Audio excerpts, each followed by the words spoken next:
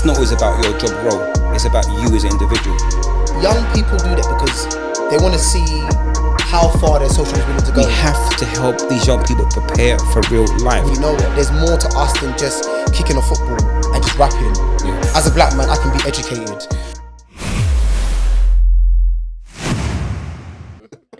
Alright, so what are you saying, people? We are back. Another episode. Another episode of The Social Worker and the Mentor. Yeah. Our guests are here. Yeah. But guys, before we even go into it, you know what you need to be doing. Yeah. I mean, we've seen like a little creep up, but you know, you like, you subscribe, you share. Remember, this is like, it's a social worker education based podcast. Yeah. But it's for everybody. Yeah. It's generic conversations. We follow the realms of GDPR. We don't mention local authorities or anything like that. Yeah. So you know what to do. This episode is quite a juicy one. This one is called Safeguarding and Placement Breakdowns within semi-independency and fostering. Yeah, but we can go, actually, I think you can go even wider. Yeah. So I want to lead this one because I think this is very, very important. We have got a foster carer here. We have got an operational manager of a semi-independency. Now, what tends to happen a lot is, as both of you know, the young people and children that we work with, when they're placed into your provisional or foster placement, they're looked after children, yeah? Looked after children, whether it's Section 20 or interim care orders. A lot of the things that tends to happen is that the safeguarding concerns, and I always say this a lot, that just because a child or young person is placed into care, whether it is residential, semi, or foster placement, the safeguarding concerns doesn't eliminate. They're also very much present. And what tends to happen is that at times there's a lot of placement breakdowns. And it's more to get an understanding from the both of you as to what are the issues that you deal with when young people are either fostered, long-term or short-term, or in a semi-independency, and the placements breakdown. What are the safeguarding concerns that come with it? You get such a wide range and diverse. It's hard to pinpoint and say it's this or that. You do get trends. So generally, for me, it's when the behaviour becomes that bad, it's having a destabilising effect on other young people, and also the staff that obviously work with them, and also the local community. Right. So what you got to remember with placements is that they are placed within communities. So you need to take into consideration the neighbours' needs. It could be elderly, could have disabilities in the family as well. So you have to factor that in. Bring it back to your question in terms of what would break down a placement. So it could be physical violence, threat of violence, damage to property. Yeah. It could be absconding. Okay. So when I say absconding, so just not like they may go away and not return home, not communicate. And the placement can break down as a result of not using the placement. Right. But that's just give you a little bit of a sprinkling. Again, it might be that two young people have clashed and had a fallout. That does happen. Sometimes staff and young people clash and have fallout. So you can see why I kind of started with this real kind of diverse range of different situations. What can we do to minimise it? That's the question I think you should ask. So in terms of what sort of activities, how are you engaging young people? Yeah. How are we tackling the sort of underpinning issues that's actually brought them to our provision? So it's about kind of recognising we can't always address the issues, but recognising where we can and what we should do to try and kind of keep the young people settled and engaged. So again, real kind of mixed bag of a response in terms of answer, but it depends on the day, it depends on the situation, it depends on the individuals. I do feel that some local authorities are better in terms of working with us to kind of address the situation. But at times you can get left become a little bit isolated in terms of how we are supported through a process. Nogs? I agree with everything you've said. Everything. So from a fostering perspective, when I first started fostering, I took on my first placement that, as I shared in a previous podcast, that it turned into a Section 47. I took on that young person without having had an allocated supervising social worker. And I continued not to have an allocated supervising social worker 6 months after that. And this was during COVID time. 6 months? Yeah, during COVID time. And so all throughout COVID, my supervision with my supervising social worker was virtual. Right. And when I say virtual, I don't mean Microsoft Teams or WhatsApp video calls. I mean telephone calls. Right. And it was purely as and when I needed it, not necessarily regular check-ins, because I was a stable carer, so to speak. Yeah. But the issue is, is you are stable until you're not. Yeah. And if you don't have oversight over the periods that are stable, you don't know what caused the instability. Right. So you can't take that for granted, irrespective of how stable your carers are, your placements are, your young people are, or the support workers are in managing those young people's needs. That period of stability can very quickly turn around. And you need to have sufficient oversight to know how to rectify and resolve things when they go south. And a lot of carers, a lot of social workers, supervising social workers, because they don't know what's gone wrong, they then make decisions based off of half-informed information. Yeah. Okay. And I think that's dangerous practice. That's dangerous practice, because then you've got carers that are going through a process that could have been very easily avoided. Yeah. You've got carers blamed for things that were previously mentioned and highlighted as a concern, but because of lack of actions or responsibility taken around that, you face the consequence as a carer. Your practice is questioned as a carer. But Marcus said a very important word to me: support. Yeah. Yeah. All right. Do you guys feel supported? I mean, like generically, as a foster, or any foster. Yeah. Do you feel supported in terms of, when placements break down? Yeah. Do you feel the local authority is supportive of that? Because a lot of the times, from maybe this side is that you often hear is that provisions and foster carers don't feel that the local authority are supportive in trying to stabilize the placement. What's both your thoughts? I think for me, it comes down to relationship building. Yeah. So the key thing for me, I always try to have a good relationship, positive relationship, because when you need to ask, you'll get more receptive response. I do feel if you fail to kind of acknowledge that, it's a soft skill, then you will kind of be setting yourself up for failure. It doesn't address all the issues, but I do think if you've got that open forum where you both can be open, honest, and communicate about things, that really helps. it's not always about that. No, go on, Nogs, talk it. You have to. I want you to keep it real. Keep it real. Because this is like, right. I know how you feel, innit? No. I mean, look. Part of placement breakdown. Part of a placement breakdown is also a breakdown between local authority and the actual foster carer and semi-independent placement. Yeah.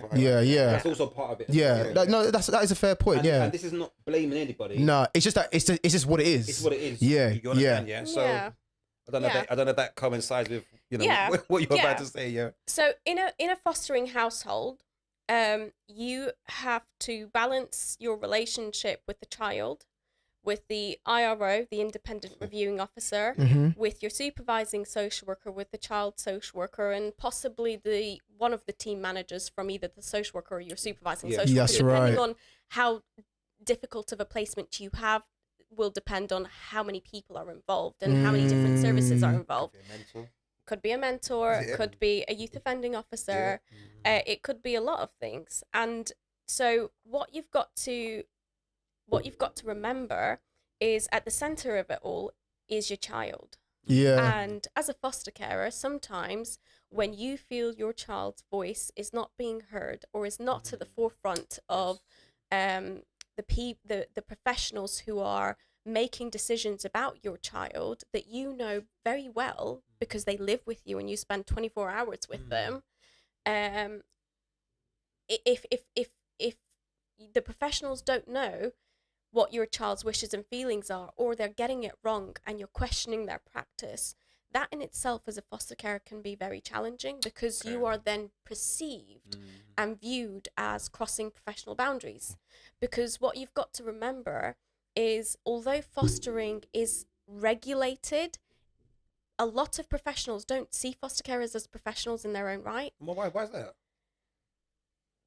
Because the infrastructure around fostering doesn't it's like it doesn't really facilitate that. Yeah, and it doesn't hold a lot. And I'm gonna say it how it is, but it's not. I recognize foster carers as professionals, but I think as a whole, it's not that it's kind of like the weight that a foster carer will have. It's not really seen as strong, to be honest with you, whereas actually it should be. Yeah. You know what I mean? Because the foster carers are the ones who will be the experts, because they're the ones who have the children. Absolutely. And actually, whereby you're a social worker who sees the child once every 6 weeks, it's not in comparison to the social worker who's got them 24/7. Yeah. So the foster carer will be able to update you. But I think there's times whereby the foster carer's voice is not even heard. It's the same thing with the semi-independent provisions as well. They're not included in They're not meetings. included, yeah, because I've had my own experiences where the young person that, you know, the semi-independent provision whereby the placement actually broke down.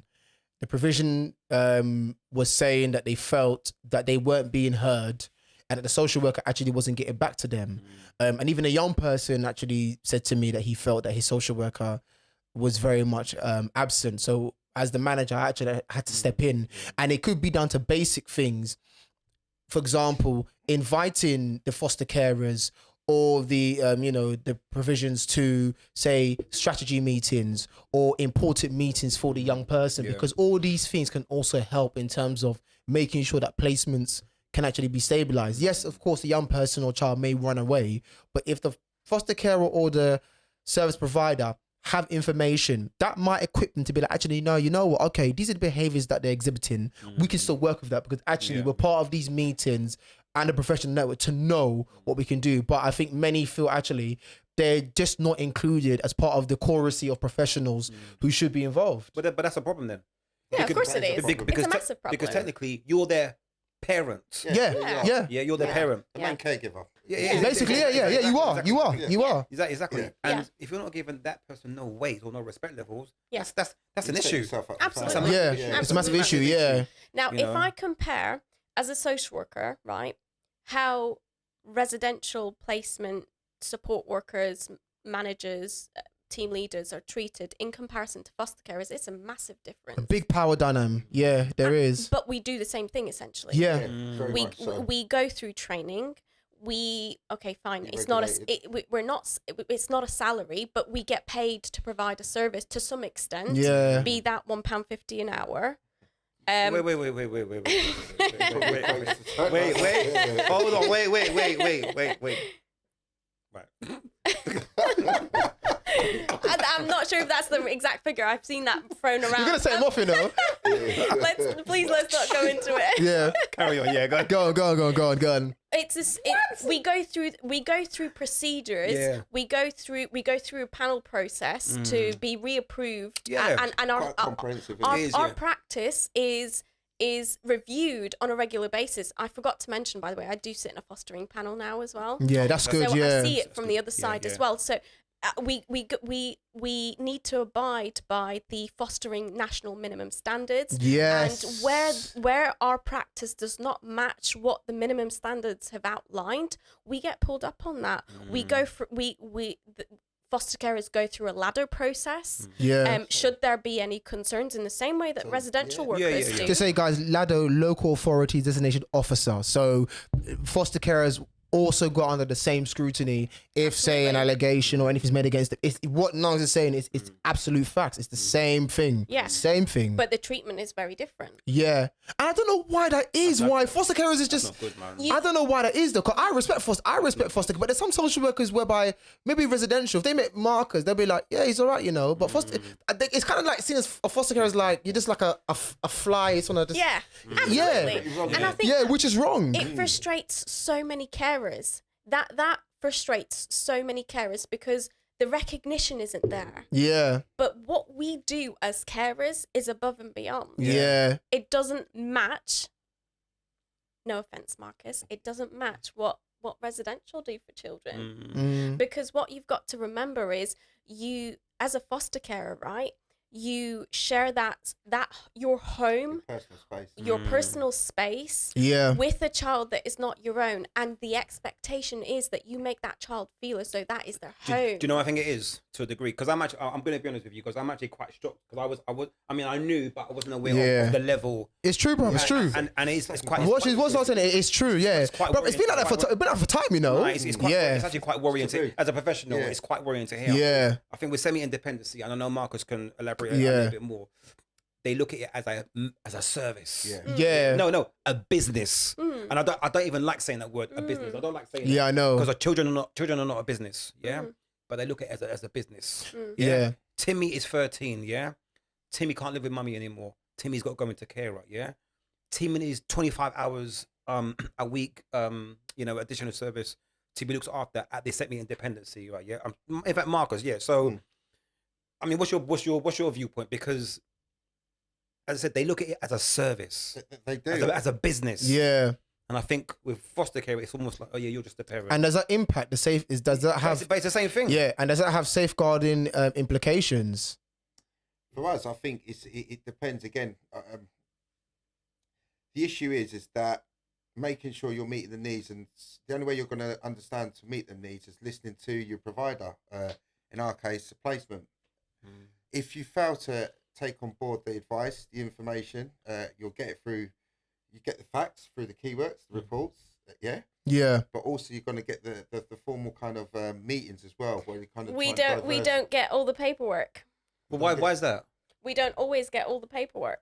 But that would go to your supervising social worker, though, wouldn't it? Of course it would. Yeah, it would. And the amount of times I've requested for the pathway plan, the amount of times I've requested for minutes for meetings, the amount of times I've requested for the child's plan. There's my child's social worker said, "Why do you need that? I can talk you through that through the phone." No, I mean, I think to foster carers, see, this is the issue. This is why when it comes, we're talking about placement breakdowns. You see, this is the issue because, like, and I know you don't like the red tape and the paperwork, and I know you always say it all the time, but sometimes it's important. But the paperwork if foster carers have that paperwork to hand, sometimes that could stabilize the placement, you know, because if there's behaviors that a young person is exhibiting, and the foster carer is aware of, okay, this is the origin of the young person. You know what? These behaviors I'm going to be prepared for. Actually, no, I can work with it. But these are like some of the gaps that are happening, which I think actually there does need to be need to go and be a change. 'Cause I think some foster carers, they haven't got that information to hand. You need information. With I think the semi-independent provisions, they always have that. Can I have the LAC documents? Can I have this? Whether they have their medical, have they been referred to CAMS? Like I got to admit, they're on it. Yeah, but you know why? Because you got to remember. It's an entity, though, isn't it? A business. I was just about to say that. It's an entity. So you've got multiple people. You understand? There's a lot of people are gonna. So when you kind of when the noise comes, you've got more than one person. So do you know what? So I'm going to ask a very. The medicals take place in my home. The LAC medicals. The LAC medicals. Really? The LAC nurse comes out with all her heavy equipment. I ain't never seen no LAC report. I mean, LAC medical report. What? So I've got a question. So I facilitate. But I'm not allowed to have. So this is the question. So you know what? So I'm going to ask a deep question. Yeah. I've got concerns. Yeah. I'm going to ask a very deep question. This is quite a controversial question. Yeah. So would you say that in terms of placement breakdowns, does the type of placement have an impact on the longevity of that child or young person staying with you, or that? Do you want to expand what does that mean? Yeah, so what I mean is that we're talking about placement breakdowns, Our placement, because I'm just speaking openly, guys, it's not my view. In terms of placement breakdowns, do more placements in semis break down in comparison to foster placements? If so, what is the reason why? Apart from the behavior, you mentioned about the behavior in the community, but what would you say is the what I'm looking for? What are the reasons why? I think you can really kind of scratch it down or bring it back to, does the young person want to be there? And that could 100%. That could be a trigger for it. So it doesn't matter what tactics or different methods of working with them. You try. If they don't want to be there, they don't want to be there. Yeah, absolutely. Yeah, so that's one way. One way to look at it. It could be again. Excuse me. Depend on location. So you got to think of if they're at college or if they're in employment or some form of training. How's that going to impact them? Again, as a result of that, you may unfortunately they won't come and verbalise it. You might just see the behaviour. And the placement breaks down, and then you probably find out, or the PA social worker find out it was because of the journey to and from whatever provision they're involved in, training or education or employment. But I think in terms of the trends, if I was looking at trends, unfortunately, a lot of social media, a lot of information out there. Unfortunately, you're just seeing young people kind of just get caught up in things they shouldn't be caught up in. And then when you're enforcing boundaries, house rules or placement rules, it becomes a problem for them. Can I ask a question? Right. Right. All right. I'm supposed to go a little bit left now, right? Yeah.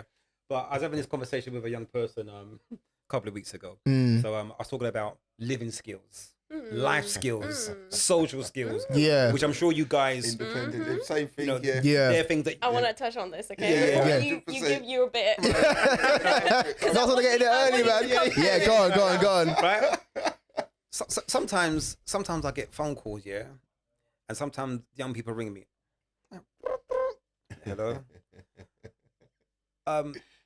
I heard you didn't bath today. It's not Wednesday. I'm like, what? I'm like, what do you mean it's not Wednesday? I told you I only bath on Mondays, Wednesdays, and Fridays. Now this is real talk now. No, I know.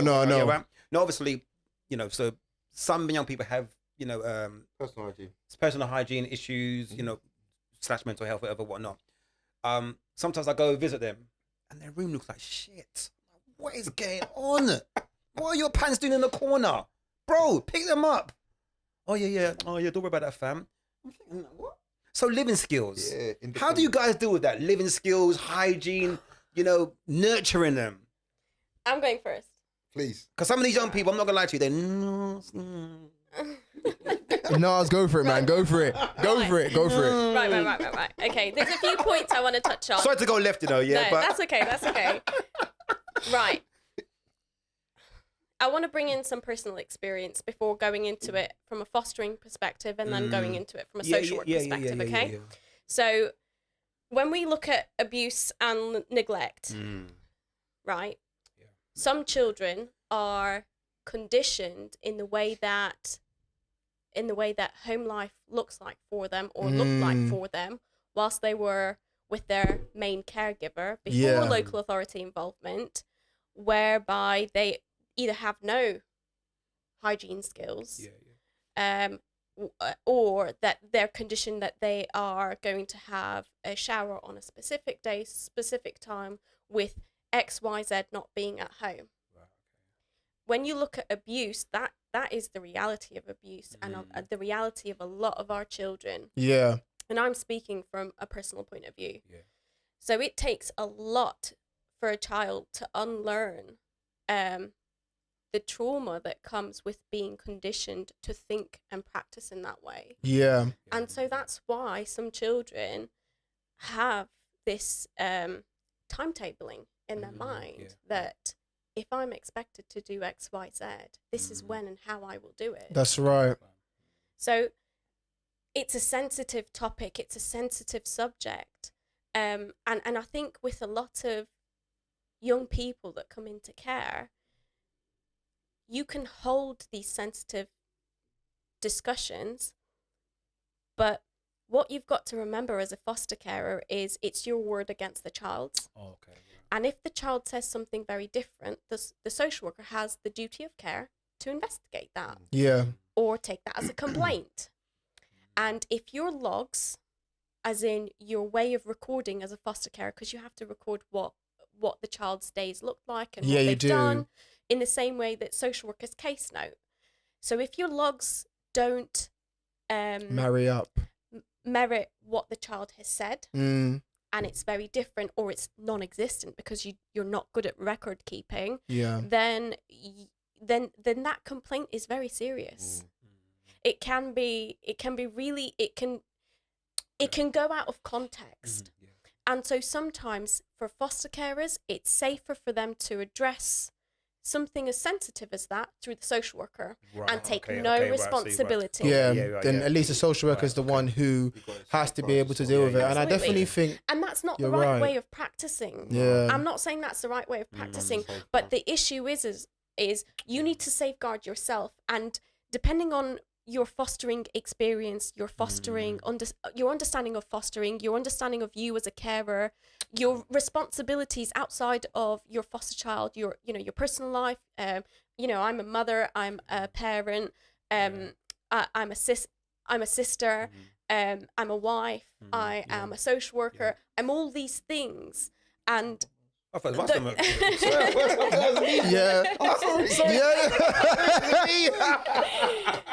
Sorry. It's okay. All these responsibilities influence and impact what position you want to take in addressing something as sensitive as that, and whether you want to take any responsibility for it.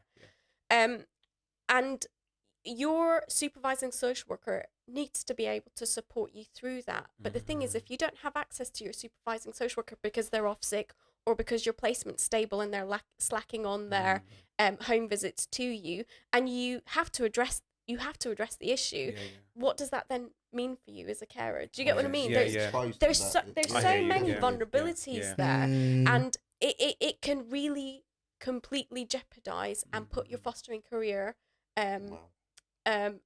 into question. It's pretty comprehensive. It's really interesting. Sorry about this belly, people. It's just Marcus is hungry. This is CMOS I've just started.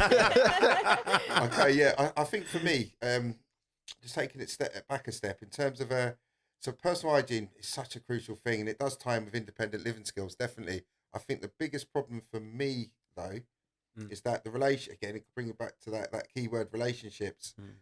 You've forged with that young person, or the team have forged with that young person. Are you comfortable in being able to challenge that? And is that young person comfortable with you challenging them when it comes to kind of personal hygiene?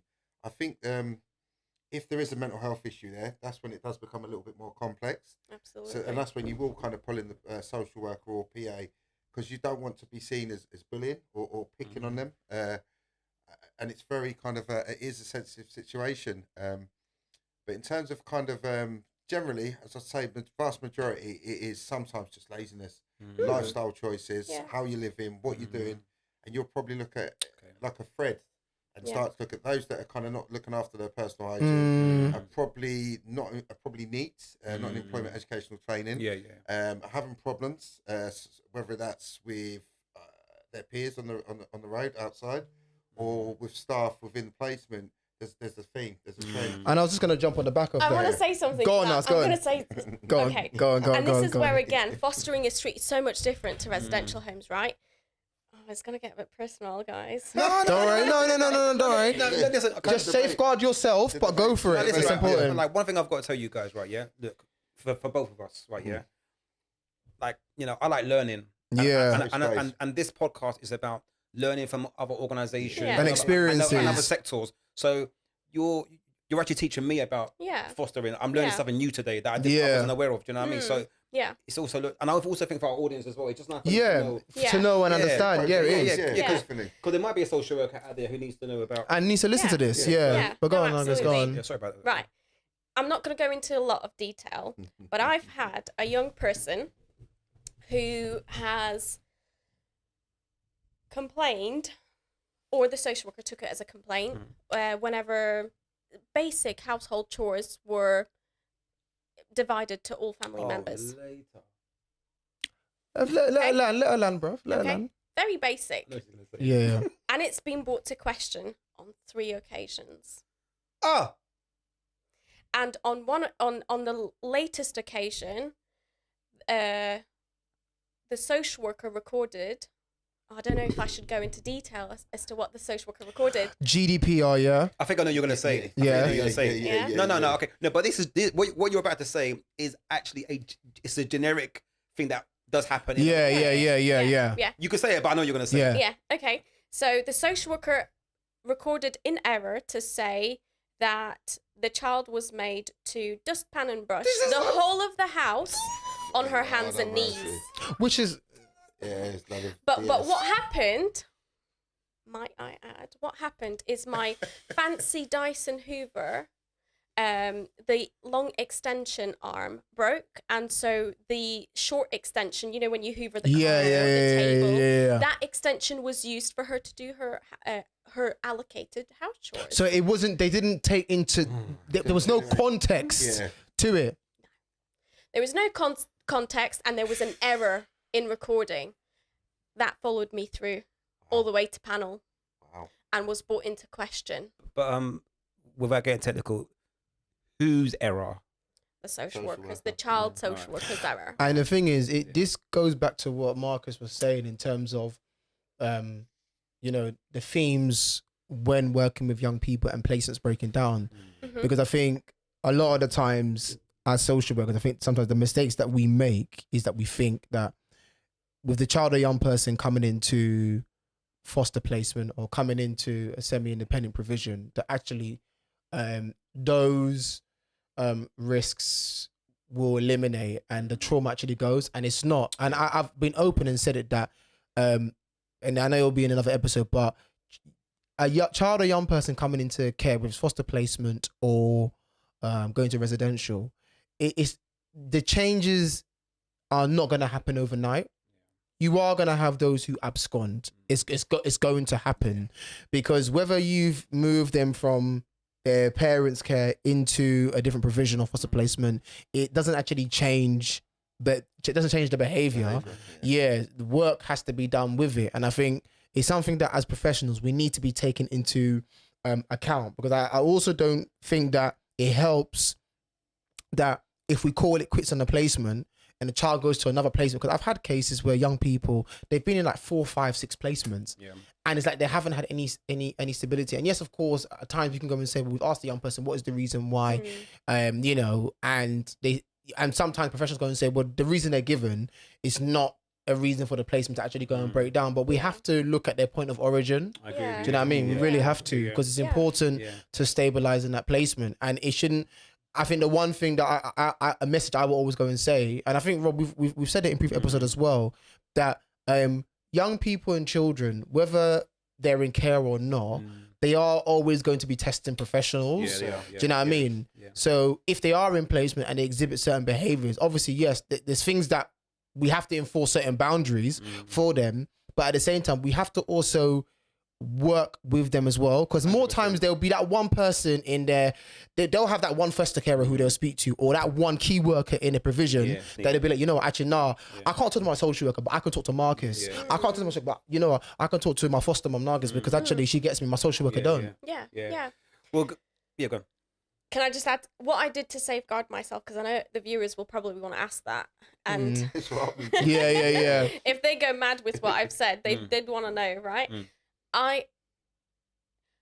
Foster carers, you know, especially if they're working, especially if they've got everything else going on, and especially if they've got more than one placement, the thing is, right, amongst dealing with the child's needs, to come to a home and then have to go through the things that you ordinarily would go through, and have stroppy teenagers, because I predominantly foster teenagers, so all my teenagers are stroppy.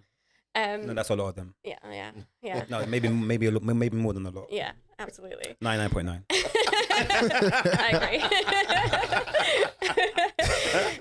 That placement could have easily broken down. Yeah. Had I not had a positive relationship with my young person, had I not sat down with my young person to say, look, where is that coming from? Is that what you said? And had I gone into it saying, you said da, how dare you?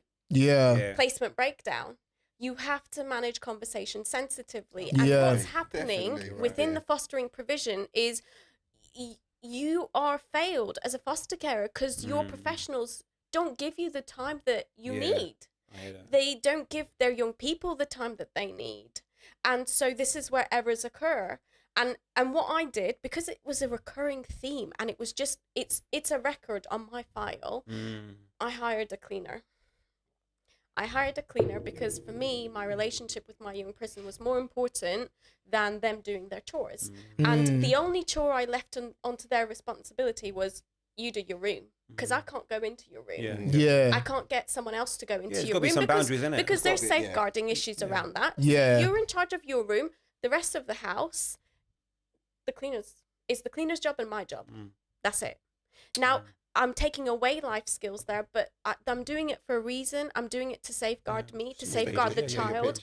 And I am alleviating the pressures on our relationship that is inevitably always going to be there, purely based on the dynamics, the family situation. You've taken a measured approach. Yeah. And you have to. And the thing is, right, sometimes when you're dealing with young people who have a lot of needs, you don't get the brain space to do that. And that's the difficulty. That's why placements break down. Very key point. Before we end this episode, I want to ask these guys 2 questions here, which is very, very important, because I'm very big on well-being, and I'm very big on mental health, and I'm very big on, you know, us as professionals taking care of ourselves, which is very, very important. Yeah. Guys, what do you guys do to switch off? Because listen. Yeah, no, it's true. No, real talk now. Because I think for me, what I did is when I'm gonna jump in. Go on, you jump in. Yeah, so literally, I'm dyslexic, so my brain forgets the questions. That's why I have to say what I need to say. Go for it, Marcus. Go for it, man. So one of the things is that I found when I started working in semis about 6-7 years ago, I was eating a lot, and just bloomed up in size, got to my 40s, and kind of what I've learned to do in terms of self-care and looking after myself is just doing a bit of exercise each day or an activity. It's a de-stress, because obviously my job, a lot of it's remote, probably similar to yourself, Robert. So there's a lot of working from home or a lot of travelling around to get to and from. So I just think in terms of self-care, it's taking time out just to just whether it's an hour of going out walking or an hour swimming or whatever I choose to do, that helps me to kind of take my time off the job, because otherwise it's needed, man. The nature of our job, it's demanding. We've got WhatsApp groups. If I showed you my WhatsApp groups, they're still popping off now. So we've got in the 20s in terms of solo play, in terms of provisions. So there's a 20-odd groups I'm in, and it's easy to ring. So just hotline, innit? Self-care, taking that time to kind of reflect and knowing that you're doing what you're doing, have belief in what you're doing. I think it's so important. Recognise that as well. No. Sorry. What do you do? I don't. My self-care is. I need to be better at it. Let's just say that. So I never really touched on why I foster, or like my passion for it. So the reason why I foster is because I feel social work practice takes away from your ability to kind of do that one-to-one relationship building and direct work with your young people. But that's true. But that's true. Yeah, it's true. Yeah, it's the reality of practice, and the thing is, that's not going to change anytime soon. No, it's not. So for me, fostering is a way of doing that direct work in the safe space of my own home. And so a lot of people, when they hear that I foster and I'm a social worker as well, are like, wow. It's in your home. You never switch off. But I don't see it as work. I don't see it as, yes, dealing with the professionals and the record keeping is work. For sure. That's the key. For sure. But I know what you're going to say here. But what keeps you going is seeing your child evolve. You're seeing your child grow, is seeing your child making the changes that you have directly had. And that's the life story work. Exactly. There you go. Yeah. Exactly. So I know a lot of people will say that's not you switching off because it's in your home then. And don't get me wrong, it does it does get tough. But but listen, I'm this is professional to professional. But do you switch off? Because like listen, mental well-being. Like I don't know. I do apologize for cutting you. I don't know if you remember. Do you remember my eye about a year ago? I don't know if I was. Do you remember my eye? Oh yeah. I remember. Listen, I'm gonna show you a picture after, right? Yeah. So one day, my eye just kept itching me and itching me. It's stress. Right, and then it got bigger. I sent a picture to Nana. He's like, bruv, what's going on? I thought you were going to a fight. Yeah, no. Do you remember someone just thump him up, innit? Yeah. Like, it was bad, but it was stress. And not switching off. And just being a machine, basically, isn't it? Yeah. So, it's very important that we switch off. Absolutely. It's essential. Yeah, absolutely. Yeah, man. So I get an itch at the back of my head, just in the corner. Yeah. Where there's like a patch that's always itching. That's my sign of that I'm stressed now. Too much. Yeah. And obviously sleep comes into it sometimes as well. But what I find that's really important to me is being present in the moment with my children. Yeah. And Respect. switching off. Yeah. Switching off. Be it an hour, be it just for family time, be it just for bedtime. Switching off and not allowing my mind to race, because that's what it's doing all of the time. Yeah. But guys, that was fantastic. Fabulous.com. Yeah, and I want to just thank again Nargs, and I want to thank Marcus, both of you, for coming on and doing these episodes. Honestly, yeah. So guys, you know what to do. You make sure you like and subscribe and you share. I'd also say, in terms of CPD for training, I really think if you can with this episode, share it amongst your colleagues as well. And what Marcus and Nargis don't know, they're coming on the panel. Yeah. You're going to see them again. Just in case you didn't. You're going to see them again. I'm letting you know. On the panel. You're going to see them again This on is the the panel. invitation. Yeah. But guys, thank you so much and stay blessed.